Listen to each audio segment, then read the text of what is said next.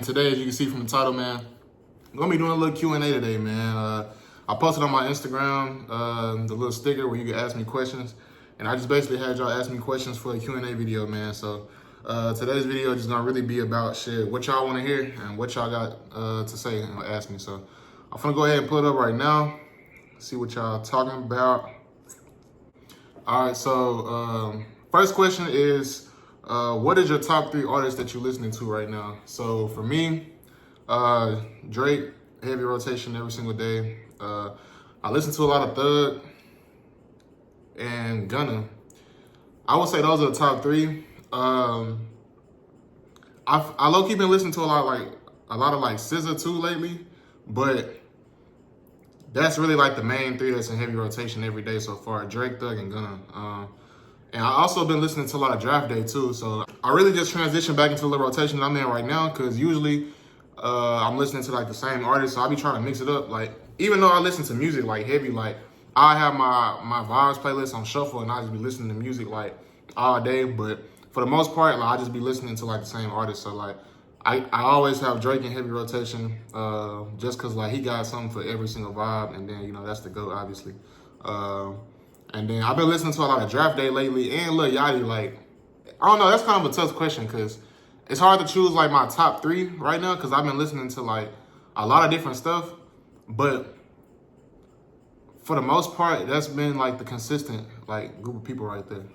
The next question is, what's something crazy you got on your bucket list most people would be scared of? That's a tough one.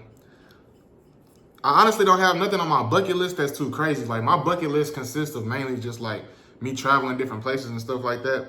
But if I would have to say one thing, probably like skydiving or something. I feel like skydiving is like the most craziest thing you can do that's like bucket list level, and it give you like the most thrill, like the most adrenaline rush, if that's what you're looking for. Honestly, I feel like that's just something you can do to kind of just say like, you know, you conquered it, like, because that's like a majority of the people around the world, that's their fear, like, of heights or jumping out of a plane or bungee jumping, something like that, to that extent. So I definitely would say skydiving. I feel like once I'm up there, I'll be nervous as hell, but shit, once I'm out the plane, all I can do is just pray beforehand and pray the entire time until I get back down safely. So what's a good book out to read right now?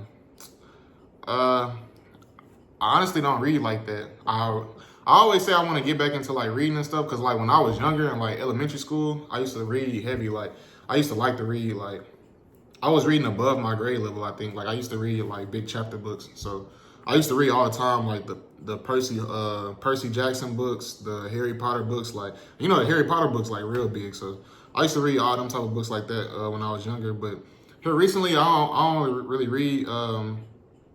I know I did, like, the most recent book that I read was Rich Dad Poor Dad or something like that. And this was like maybe like a year and a half, 2 years ago, something like that. So that was like the last time I really read a book for real. So what irritates you the most? I'd say, I ain't gonna lie, and this is an everyday thing, like, I hate people that can't drive. I have road rage every single day, especially when you like coming from work and something like that. I just hate being in traffic, or when it's just like dry traffic. You know how like when you be in traffic and you finally get to like to the point to where the speed pick back up, and you look and there was nothing at all for it to be traffic about. Like, it was no wreck, like people just slow driving, or maybe it was a wreck and people could have easily been going. Like, it's a wreck in a spot to where it don't affect traffic, like on probably the side of the road, and everybody just slowing down to be nosy, like.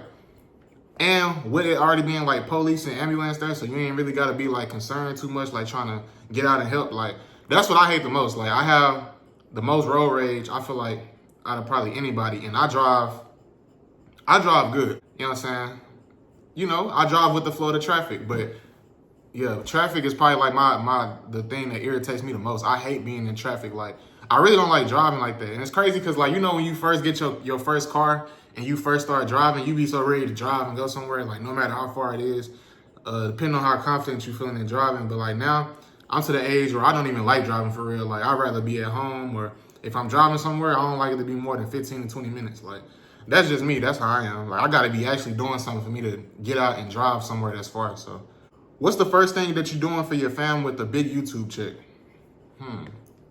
That's interesting. I feel like when you get your first big YouTube check, I feel like most people don't like spend it. Like they save it, because you gotta think about it. If you once you get monetized and you making money from YouTube, like that's probably gonna be what you're using.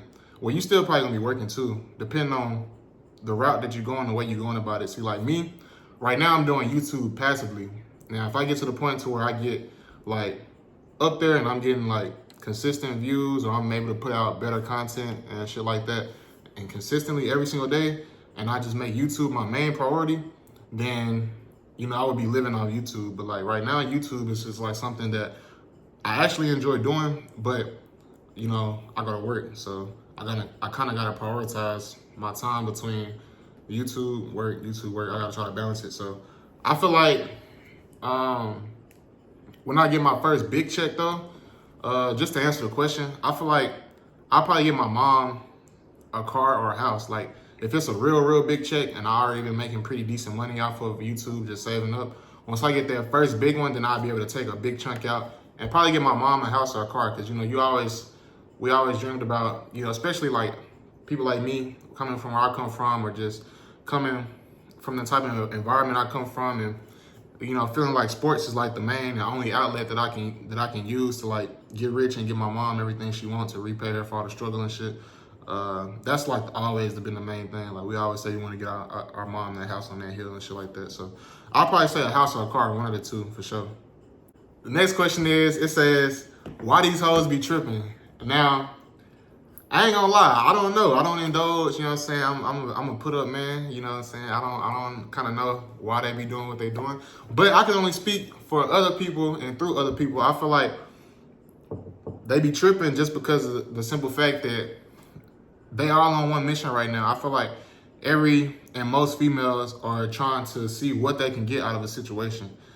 Even if they portray that they're trying to see what they can get out of the situation. So they want to be the only one that you talking to, and they want to be the only one that's tricking off of you. So I mean, that's really what I get from it. I just feel like every female wants you to themselves so that they can get everything up out of you that they can to gain from the situation, and then move on to the next, or whatever the case may be. But I just feel like females are more cutthroat these days, so that's really what they be on.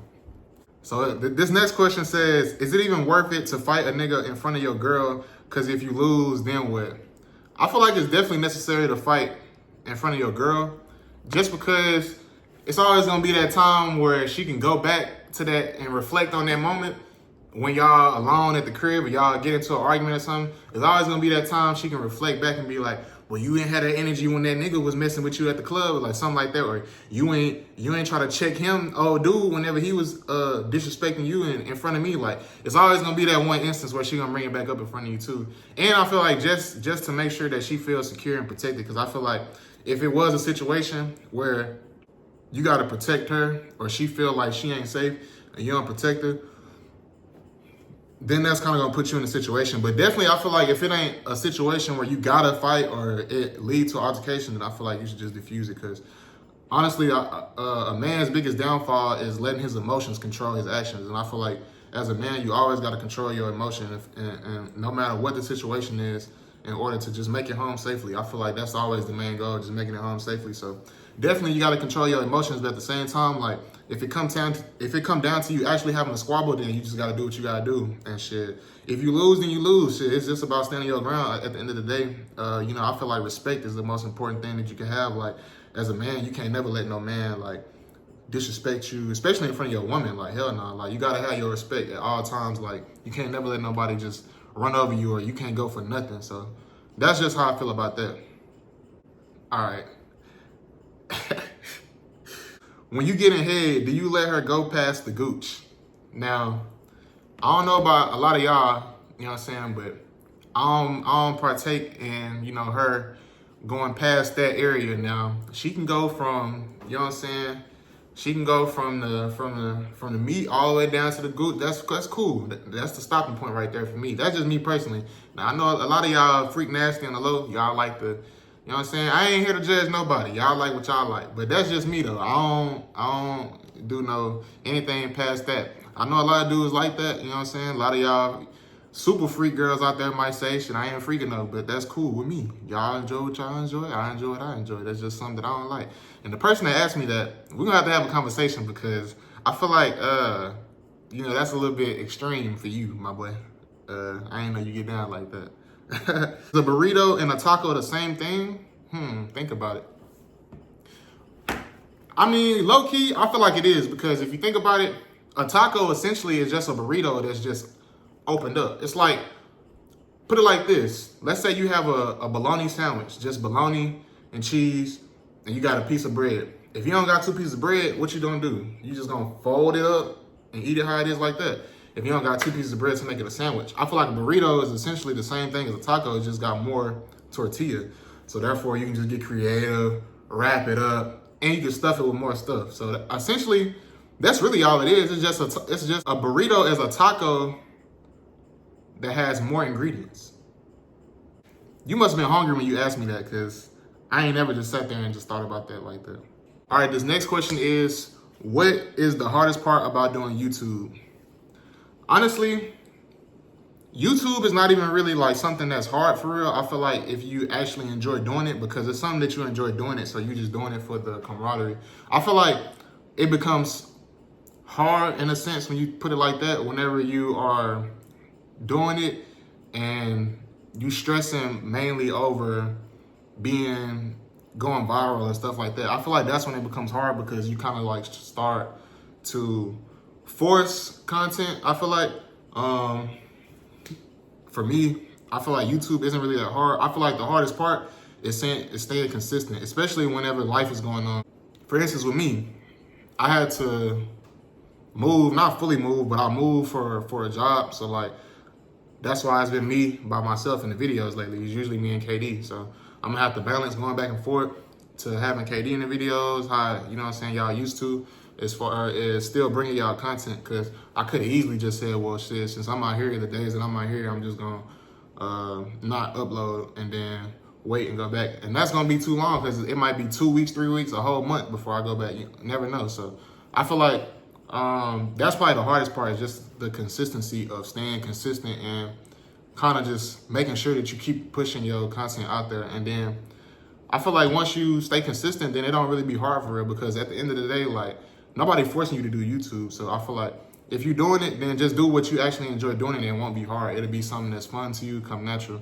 I will say too though, like probably the hardest part for me is just articulating everything that I think in my head on camera, because for me, I know I'm being genuine, but it's just like, sometimes I feel like I have something in my head to say it out better for the structure of the video, but I might be talking too fast and then I'll say something and it might not sound as good or how I wanted it to when I go back and watch it or I upload it for y'all. So that's probably, I feel like the hardest thing for me is just the consistency and then kind of like articulating my words and to saying what I want to say the way I want to say it.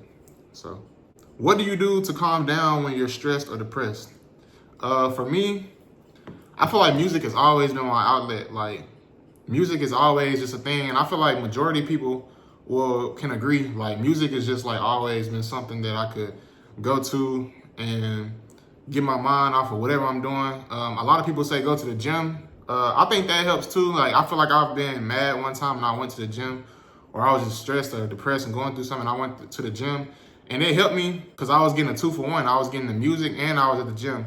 So it definitely helped me, and then I felt better, like leaving the gym, feeling more energized, feeling more in shape and shit like that. But I don't know, I just feel like music is definitely my outlet, like that I go to whenever I'm feeling down. And I just like, I'm in one of the moods, I just put my headphones in. I don't really want to talk to nobody because I would consider myself not really an introvert, but I'm one of those people who sometimes I really just don't feel like talking to nobody. I really don't feel like being bothered with nobody. I just feel like kind of being in my own little space because I kind of be caught up in my thoughts. So that's what it is for me, honestly. I feel like I just be caught up in my head a lot of times. Even if I'm having a good day or I ain't had a reason to kind of be in the mood that I'm in, I wake up one day, I just feel like music is definitely what get me through it. And yeah, music. Okay, somebody asked me, they said, are you afraid of death? I feel like I was probably afraid to die maybe when I was younger. Well, I definitely was afraid. Like, once I really grasped the concept, when I got to a point where I grasped the concept that everybody is essentially gonna die one day on Earth, then I kind of like had to force myself to think, well, like, I can't be paranoid or I can't be sad or like, you know what I'm saying, stressed out about it, because it's something that I can't control. Like, no matter what I would want to do, like, of course it might be possible to extend my lifespan for, you know what I'm saying, some type of scientific lab or something like that. But, you know, that's just something that I wouldn't do technically, just because I feel like it'll be like Captain America. You live all these years, you never die, and you got to keep reliving through time and life cycles of where you meet people just to watch them die. And you know what I'm saying, you just got to keep getting attached to people over and over and over again. And that's just something I don't really want to do. I feel like for me in life, I feel like, you know, now that I'm older, you know, I understand that we all have to die, and it's something that's kind of still crazy to think about, but it ain't something that's just keeping me up at night like it probably used to when I was younger.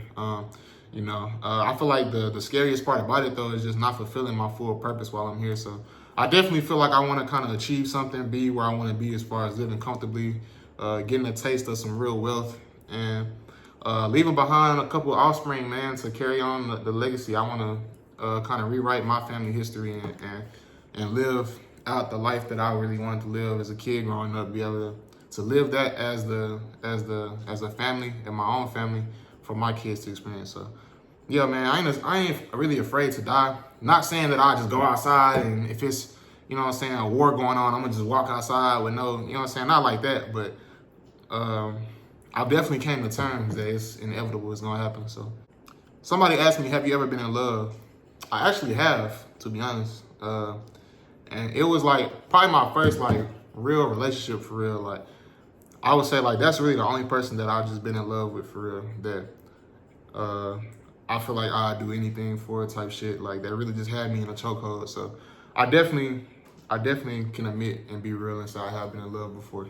And that person too, the reason why those feelings were the way they are about that person is just because we were friends like for a minute before we even became anything. So I feel like that's really why the feelings are the way they are with that person, because like we was cool to the point to where whenever we kind of like made ourselves a thing that first time, or we kind of made a move on each other that first time, it was kind of like, to me, I just is like shocked, because I was like, I ain't never really see us in that way. Like, I was thinking that, you know what I'm saying, we was just friends or whatever, and I wasn't even on their radar. So yeah, I feel like that's kind of how it always happened too. Like, that's what make the best relationships, and like that's how you kind of fall for people, I feel like, the most, or they stay attached to you for so long, because you can kind of be in a point to where y'all were like real good friends, and so it's a different type of bond, and you actually genuinely like the person for more than just what you feel like they can offer, or just sex, or just appearance, anything like that. Like, you actually in love with the person. So I can definitely say I was in love before just because of that fact. Like, we was friends before, so I fell in love with the person before I fell in love with, you know what I'm saying, them physically and stuff like that. Last question is, do you still communicate with your ex to this day? No, we do not. I haven't talked to them and really since it happened, to be honest, like 5-6 years ago. That's like really been the last time that we just talked for real. And I wouldn't even really say that it's just like bad blood or nothing like that. It ain't even that. It's just that, you know, I feel like that person is, you know, kind of in their space, and then I'm just kind of in my space. So it ain't no bad blood or nothing like that. I'm pretty sure if, you know what I'm saying, we were to, if one or the other person was to reach out to each other, like, it wouldn't be no bad blood or nothing like that. But yeah, I don't talk to my ex to this day. But yeah, man, that's gonna do it for this video, man. Appreciate y'all for putting y'all questions on the Instagram so we could do this video, man. Make sure y'all like, comment, and subscribe to the channel. Turn post notifications on, man. And I'll probably be doing another one of these videos probably like every week, every other week, so that we can kind of like keep something flowing within the channel and the family within this channel, man. So like I said, I appreciate y'all for watching, man. That's gonna be it for this video.